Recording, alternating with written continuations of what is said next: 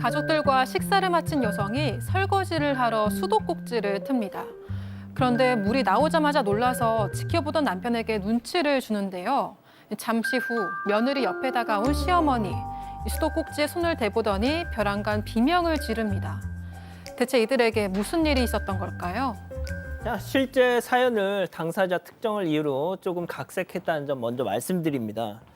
자, 오늘 저희가 보통 사건 반장에서 이렇게 가정의 어떤 문제를 전해드리면 시어머니가 이렇게 빌런으로 등장하는 그런 경우가 많은데, 자, 오늘 사연자 같은 경우는요.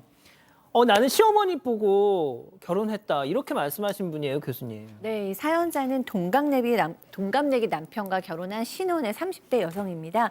나는 시어머니가 너무 걱정스러워서 결혼을 어떻게 해야 되지 이렇게 생각을 했는데 시어머니를 처음 본 순간 그 걱정이 싹 사라졌어요.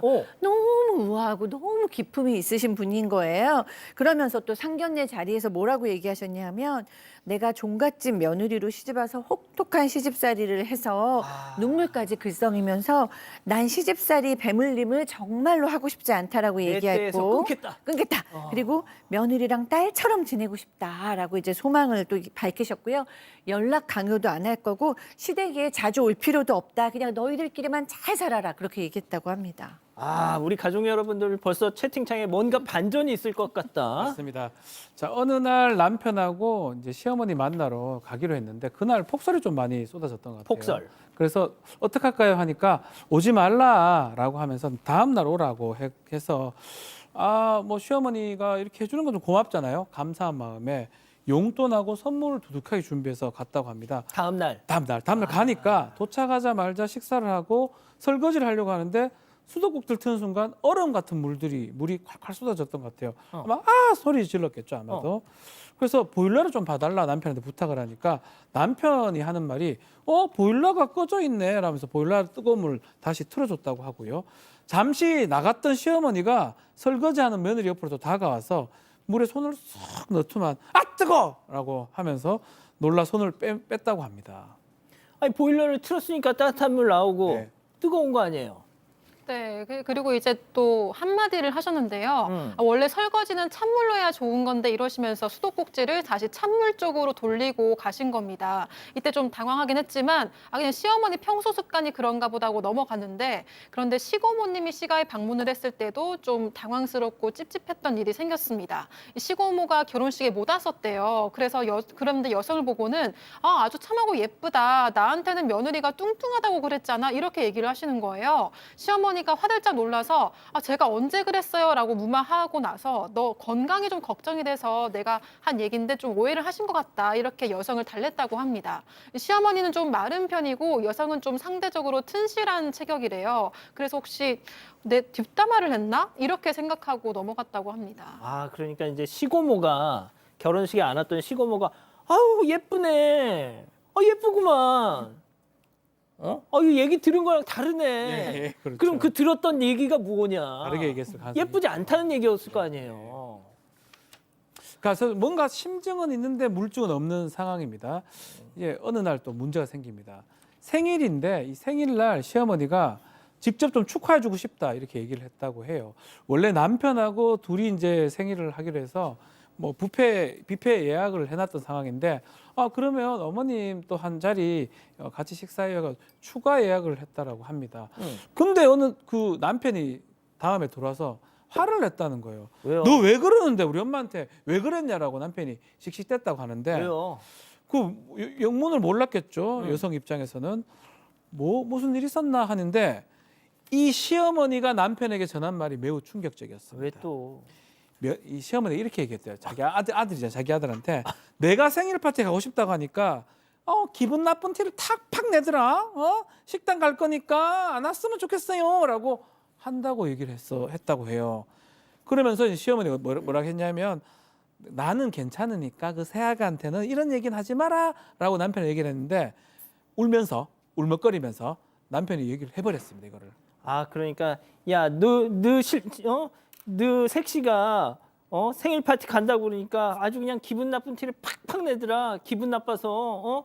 자, 근데 아까 지금 전해 들은 얘기를 따르면 이 사연자 여성이 이 시어머니를 초대하고 싶은 마음은 진심이었던 것 같은데요. 그렇습니다. 이 시어머니가 연기가 대단합니다. 아카데미상 후보를 올 정도로 연기를 했는데 이 며느리에게는 비장의 무기가 있었는데요. 업무상 특성 때문에 통화를 자동 녹음을 시켰던 거예요. 아하. 그러니까 남편이 뭐라고 하니까 통화 내용을 남편한테 들려줬어요. 남편이 들어보니까 이거 그런 느낌이 아닌데 싶어서 엄마한테 들은 얘기랑 다르네? 틀리죠. 그래서 이 남편이 시어머니한테 즉 연락을 했습니다. 엄마한테 연락을 해가지고 엄마 들어보니까 이런 내용 아닌데 어떻게 된 거야 했더니 시어머니가 뭐라고 했냐면 그럼 내가 꼬여서 잘못 들었나 보다 이렇게 하면서 오히려 엄청 서운한 듯이 얘기를 했는데 그러면서 뭐라고 했냐면요. 걔는 나를 못 믿어서 시어머니랑 통화하는데 녹음한다니? 그러면서 화를 벌컥 내면서 전화를 탁 끊었다고 합니다. 아, 교수님. 그러니까 이게 그러니까 무슨 일부러 그런 게 아니라 설정을 그렇게 해놓은 업무 때문에 그냥 녹음이 되는 거잖아요. 근데 그러니까요. 이제 이 시어머니 입장에서는 어디 감히 며느리가 시어머니랑 통화하는 걸 녹음해가지고 신랑한테도 이렇게 들려줘. 네, 뭐 일부러 녹음한 거라고 생각을 했을 가능성이 있죠. 뭐 그런데 이 며느리도 정말 깜짝 놀랄 만한 일을 또 당하게 돼요. 왜냐하면 아들의 남편이죠. 남편의 휴대폰을 보고 있는데 뭐를 발견했냐면 공유 캘린더를 보게 된 거예요. 그러니까 시댁 식구들은 명절, 생일, 기념일 이런 거를 다 같이 이제 공유하는 캘린더를 쓰고 있었는데 그런 거 있죠. 거기에 시어머니가 이 며느리가 전화한 날을 다 체크하고 있었던 거예요. 그리고 전화하지 않은 날도 다 이제 셀 수 있도록 이걸 보고 이게 며느리가 그동안 이제 며칠 동안 어머니하고 연락도 안 하고 있었지만 도저히 안 되겠다. 그래서 시아버지께 연락을 합니다. 그래서 시아버지께 자초지종을 물어보니까 시아버지께서 그 시어머니 생일 때부터 시어머니가 마음이 좀 안 좋아졌던 것 같다. 내가 여태까지 얼마나 밥을 했는데 나는 이제 시어머니가 되고 나서 며느리한테 밥 한 끼 못 얻어먹냐 이렇게 얘기를 하면서 그럼 다음에 며느리 생일 때 한번 얻어먹어봐야겠다라고 하셨대요. 그런데 이제 그것도 안 되니까 이제 더 화가 나셨던 거죠. 그러니까 시어머니는 며느리가 차려주는 밥을 먹고 싶었는데 그 계획이 어그러지자 저렇게 좀 화가 났던 겁니다. 자, 그래서 억울했던 며느리가 시댁으로 찾아갔는데요. 시어머니 역할의 박사인 교수, 며느리 역할의 백다희 아나운서, 시아버지 역할의 박지은 변호사 준비했습니다. 별별 극장 레디 액션! 어머니 정말 왜 그러세요? 분명히 어머님이 폭설 때문에 나중에 오라고 하셨잖아요. 예, 너 내가 계속 지켜봤는데 눈치가 없어도 너무 없더라. 내가 음식 다 할 거 알면서 아주 늦지막히 나타나더라. 어머니 그럼 제가 식사 차리길 원하셨으면 그냥 솔직하게 얘기하시지 왜 이런 식으로 하시는 거예요? 내가 시어머니 체면이 있지 없어 보이게 그걸 내 입으로 꼭 얘기해야겠니? 아니 며느리한테 밥 한 번 얻어먹기가 이렇게 힘들어? 아하이 참 막치아라 이거 뭐 하는 소리고 이거 난리고 그냥 나가서 묵뚱하면 되지 왜 다의 야를 잡아먹노. 당신은 내 편 들어줘야 되는 거 아니야? 뭔 소리 하노? 내가 당신 어머니 때문에 얼마나 그동안 마음고생을 했는데 난 며느리한테 이 정도도 못하냐고. 어머니가 그랬나? 아이고야 진짜. 좋습니다. 자, 그럼 여기서 오늘의 궁금증 짚어보죠. 자, 겉과 속이 달라도 너무 다른 시어머니 어느 장단에 맞춰야 하느냐라고 지금 하고 계신데 은배 팀장님, 저는 솔직히 이 시어머니 저는 좀 약간 동정이 갑니다. 저는. 동정 가는데 은근슬쩍 하는 게 사실은 앞에서 대놓고 말하는 게 차라리 난데 이 뒤통수를 탁 때리는 게 이게 스트레스 받거든요. 시어머니 앞에서 말씀하시고 며느리 뒤통수를 때리시면 안 되는 거죠. 자, 일단 박 변호사님부터 들어볼게요. 법률적인 건 아니기 때문에 그런 거 아니에요. 아마 좀 토라졌던 부분인데 이걸 갖고 막 심각하게 생각할 필요는 없을 것 같습니다. 아마 뭐 또 이게 질투심 뭐 이런 것도 있을 수도 있잖아요. 그래서 계속 이게 반복되면 이제 문제인데 이게 첫 번째 갔거든요. 생일 음식 안 차린 거 막 그게 계속돼서 이렇게 몇 번 왔던 것 같고. 근데 만약에 반복된다 그러면 그때는 이제 말씀을 하시는 게 남편한테 하든지 뭐 시아버지하고는 의사소통이 잘 되니까. 시아버지는 그래도 며느리 편 들어주고. 제가 잘 들잖아요. 그러니까. 그래서 시아버지하고 의사소통을 할 수 있으니까 얘기하시면 될 것 같습니다. 교수님, 근데 저는 이 사연 듣고 만약에 며느님이 처음부터 이렇게 딱 했더라면 이렇게까지 상황이 악화가 됐을까?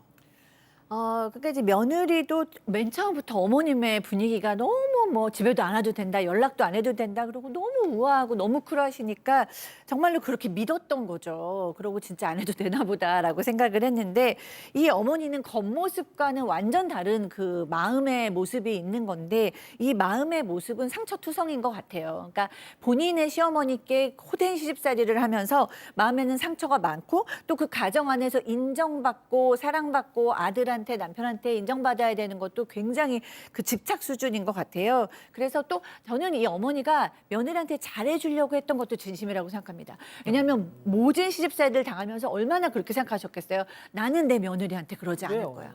그러면서도 내가 당했던 경험이 그래서 무섭습니다. 그런데도 불구하고 내가 좀 뭔가 나를 위해서 밥 한 끼도 안 차리는 며느리를 보면서 나는 이렇게 했는데 너는 어떻게 이럴 수가 있어? 라는 마음이 막 생기는 거죠. 그런 생각이 있어도 뭐 결국에는 어머니께서 좀 노력을 하셔서 이 며느리의 마음을 좀 그렇게 힘들게는 안 하셔주시는 게 좋을 것 같습니다.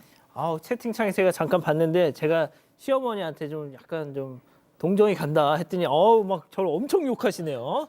자, 우리 가족 여러분들을요. 네, 조선의 공주다님, 나도 시어머니지만 며느리 오기 전에 음식을 다 해놓는 게 오히려 편하던데라고 하셨고요. 경아의 추억쌓기님, 어머니랑 통화하는 거 모두 녹음해두시고 이런 일 있을 때 공개하세요라고 하시기도 했습니다. 그리고 유리가면님은 며느리가 용돈을 봉투에 담아서 드려보세요. 좀 변하실 것 같아요. 이런 의견도 있었습니다. 그렇습니다. 가족 여러분, 여러분들의 구독이 사건 반장의 힘이 됩니다. 구독과 좋아요 부탁드립니다.